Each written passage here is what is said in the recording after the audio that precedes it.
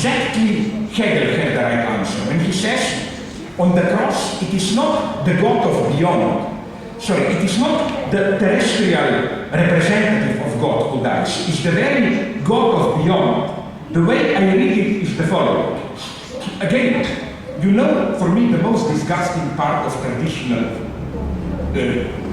religious ideology. This idea, even if you suffer, don't worry too much, everything has a deeper meaning. God knows what it means. You know, this disgusting metaphor of our experience of suffering as that of a stain in a picture. Like, let's take a beautiful, I don't see it here, a beautiful picture. Of course, if you look very closely, you see a stain. If you withdraw to a proper distance, you see that what appears as a stain is part of a larger harmony.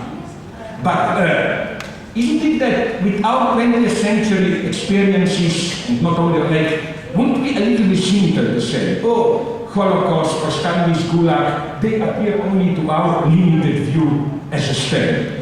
Why don't, from a proper distance, they contribute to divine harmony or whatever? I think that this God, the big other who guarantees meaning, is dead. And the way I see the figure of Jesus Christ in the materialist way is precisely this divine abdication. I cannot do it for you, I fall into my own creation, I can only suffer with you. Because what you get then, after the Christ's death, is not back to God. God is over.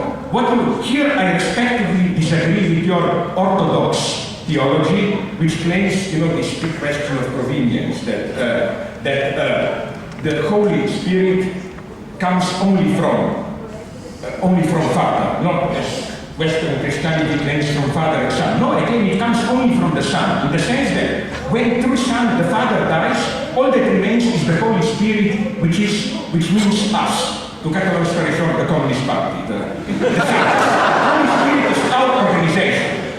The message is not we trust God. No, God is desperate and trusts us. Has to trust us. We are the only God. So, back to my point, and to conclude.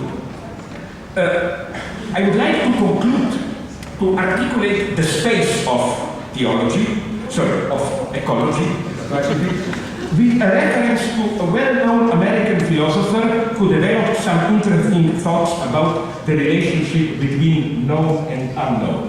Okay, you got the joke, Donald Trump. You remember how a couple of years ago, at the beginning of the war, Rumsfeld made a very strange interview where he said we should distinguish, to justify the fear of weapons of mass destruction, we should distinguish between knowns, the things we know that we know. Like, I know that you are Thomas Lipovets and I know that I know it. Then he said there are known unknowns. Like things that I don't know, but I know that I don't know them. Like, I don't know. I know that there is a certain number of cars on the street outside this house, but I know that I don't know it. But I know that I don't know it. Then he says, Rumsfeld, there are unknown unknowns. In the sense that things that we don't know, but we even do not know that we do not know them. And that was his point. What if Saddam has some horrible ultra weapons that we even don't know that we don't know them, no? But as the Freudian, I think we should criticize our esteemed American colleague, philosopher here. He forgot the fourth number, the fourth element. Did you notice the asymmetry in his argument? Known knowns, think we know that we know.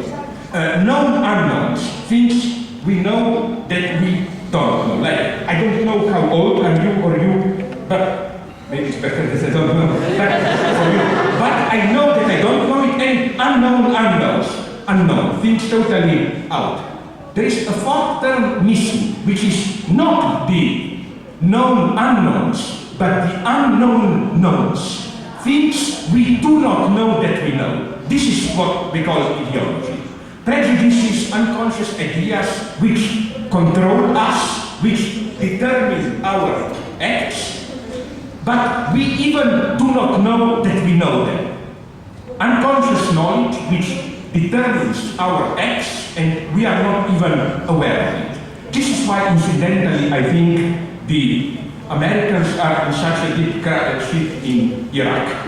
Because precisely they are not aware of the whole set of ideological prejudices and so on which control their acts there.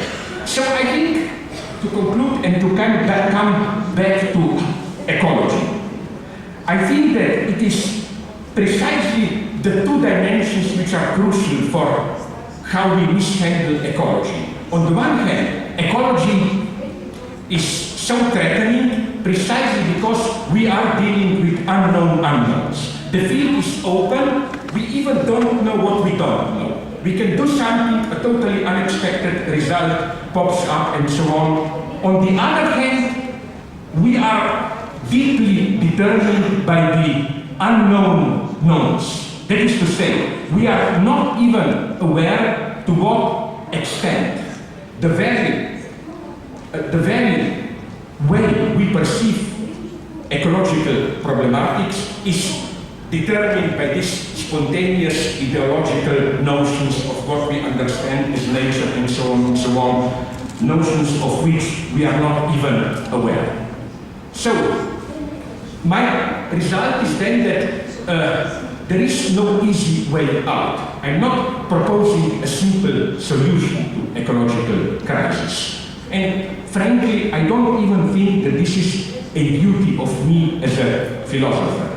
To put it very naively, we live in difficult times, but what can a philosopher like me tell? I cannot give you answers. I don't know what we should do. But I can only make you see not what is the answer, but how maybe the way we approach the problem, the way we ask the question is part of the problem. I can correct questions, as Gilles Deleuze, French guy, said very nicely, there are not only wrong answers, there are also wrong questions. Here we can say a lot today. Thank you very much for your attention.